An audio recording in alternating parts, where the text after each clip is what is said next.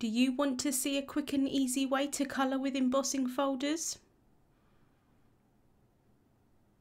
Then keep watching.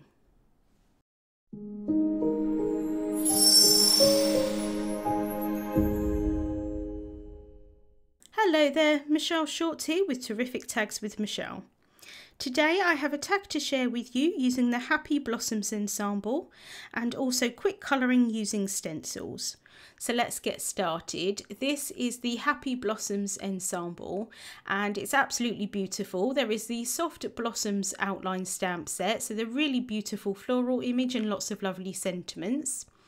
There is the Soft Blossoms Simple Colouring Stencil set, which coordinates with the stamp set and then also the embossing folder as well. This is the Soft Blossoms 3D embossing folder, which is what I'm going to use today, and it's absolutely beautiful. I love that floral image. And then last but not least is the Sweet Blossoms a layering die set, and I'm not using it today, but I did just want to show you that it works really well with the other products, but it works standalone as well. So there are 2 layers to the flowers and also the leaves, and it's just so pretty. This is the card that I made for the release, and I decided that it would be really nice to make a coordinating tag to go with it. So I'm starting off by die cutting 2 of the Terrific Tags dies from Classic Crest 110 solar white cardstock. I'm going to use one now and one a little bit later. I'm taking the Soft Blossoms 3D embossing folder, placing my tag inside, and initially I kind of placed it at the bottom, but actually I find it a lot easier to have my panel of cardstock, or a tag in this instance, actually against the front of it, so that I can move it around and see exactly where I want that pattern to be once I run it through my die cutting machine. So once I'm happy with the placement, I can fold that folder together and then run it through my die cutting machine, and even just as is, it looks absolutely beautiful, but I do want to add some colour on top using the stencils. So I'm taking the stamp wheel here, and inside I have the sticky mat. This is a photopolymer stamp, so it's going to grip anything that you add on top. So I've got my tag here that I can place on top, and as you can see, it does not move once I pop it on top. And then I'm going to take the Soft Blossom Simple Colouring stencils and place them on one by one. So this is the first stencil here. Just popping that in place, and as you can see, that's really well stuck down and it's not going to move at all. I'm then taking the Enchanted Garden Crisp die inks, and I'm going to use these inks to colour in the flower. So I'm starting off with my lightest shade, which is Wisteria, and a small ink blending tool. And to start with, I'm focusing most of the colour towards the bottom of these petals. Anytime that I move my hand off to the side, it's so that I can kind of remove any of the excess ink off of the brush. I just find that I get a smoother blend that way. So just adding this colour on. I did end up getting these petals a little bit darker than I initially expected to, but actually I found that I really liked the look in the end. So next I'm moving on to Hydrangea, and again I'm just using that small blending tool. I do actually switch to the mini ink blending brush. I found it a little bit easier just to kind of blend on, purely because the areas are so small. But to start with, I am using this brush here.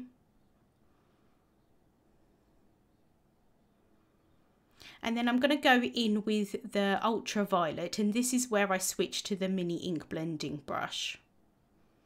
So just adding some onto the brush. Again, I am dabbing off the excess. And this is where I end up adding a lot of ink. So I didn't necessarily expect them to end up so dark.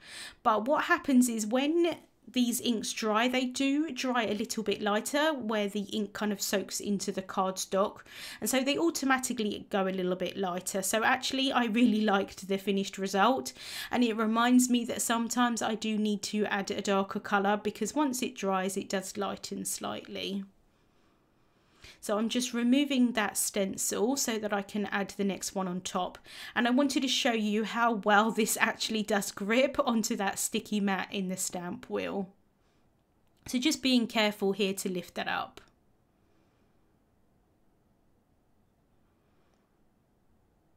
And then I've got the second stencil here. I'm just going to line that up. I did find these really quite easy to line up, but it also helps because I've got that embossing from the embossing folder as well. So I'm just going to do the exact same thing with these petals that I did with the first ones. Although this time I am trying to make these ones a little bit lighter, especially at the top. So starting off with the wisteria again, going in with the hydrangea,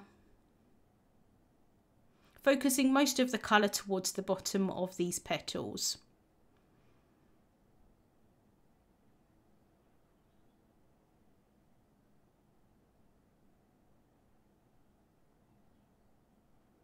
And then I'm going in with that ultraviolet. I find that I really enjoy ink blending with stencils to colour in images. I definitely do gravitate towards it now. Although I still really love colouring with colouring mediums, I tend to gravitate towards these stencils now. So I'd love to hear your thoughts on them if you do the same kind of thing. I just find them really quick and easy to be able to colour in images, whether that be stamped images or embossed images. So I can finish off with the last layer of the stencil for the petals. So just finishing off with that darkest colour there, and I really think this makes the image. I think it really helps to make those flowers pop. For the leaves, I'm using the Sweet Dreams Crisp Dye Ink Mini Cube set, and I'm starting off with Aqualicious. I'm focusing most of the colour towards where the leaves meet the flowers. And then I'm going to go in with Teal Cave just to darken that slightly. And I really love this colour combination with the purple and the teal kind of aqua colours. I think they're really quite nice and bright and vibrant. So I can just finish off that ink blending, and the best bit is that you get to remove that stencil and you see what it looks like underneath, and I think it looks really pretty.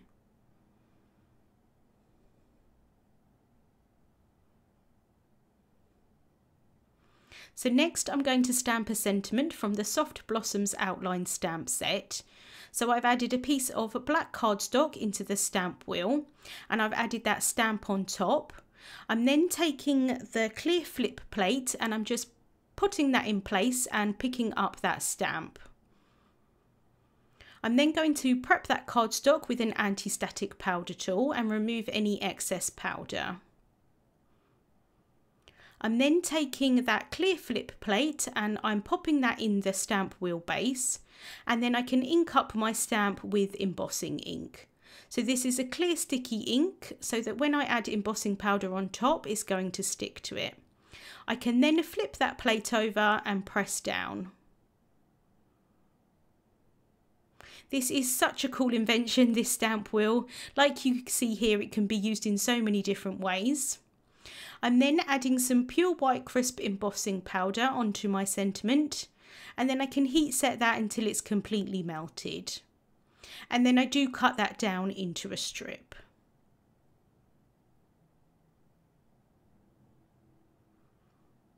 I've then got the other tag that I cut initially, and I'm adding some glue tape onto the back of that. And then I'm going to sandwich the two tags together. This is so that it looks neat from the front and the back, and it also gives me a place where I can write a personal message.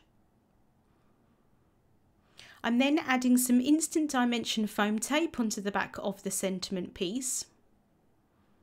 I can remove the release paper and then I can pop that down onto the tag, and I'm using a T-square ruler just to try and help me make sure that that sentiment gets adhered on straight. Ordinarily with sentiments, I do tend to add them kind of like to one side or the other, but for this one I thought it looked quite nice in the centre. And then I'm not going to add any embellishments onto this tag. I did think about it, but actually I liked it as it was. But to add a little bit of extra interest, I'm taking a white gel pen and I'm just adding some dots onto the flowers and the leaves, just in clusters of 3. I did this on my card and I really like how it turned out. So I thought I would do the same on my tag as well. Adds a little whimsical touch, I think. So just figuring out here where I want them all to be. I'm trying to make them sort of random-ish. And then I can just add a few onto the leaves as well. And so that is the tag finished for today. I'm going to bring in my card as well so that you can see where the original inspiration came from. I really love how they look different but similar. So you've got the black outline on the card and then kind of like a no line look with the embossing on the right hand side. Links to the products that I used will be listed in the description bar on YouTube and also over on the Altenew blog. Thank you so much for watching and I hope you have a wonderful day. Hey there, Lydia here. I really do hope that you've just enjoyed the video. If so, please subscribe to the Altenew YouTube channel. Also turn on the notification bell so you can get your daily dose of crafty techniques and tutorials just like this. Thank you so much for watching. Bye-bye.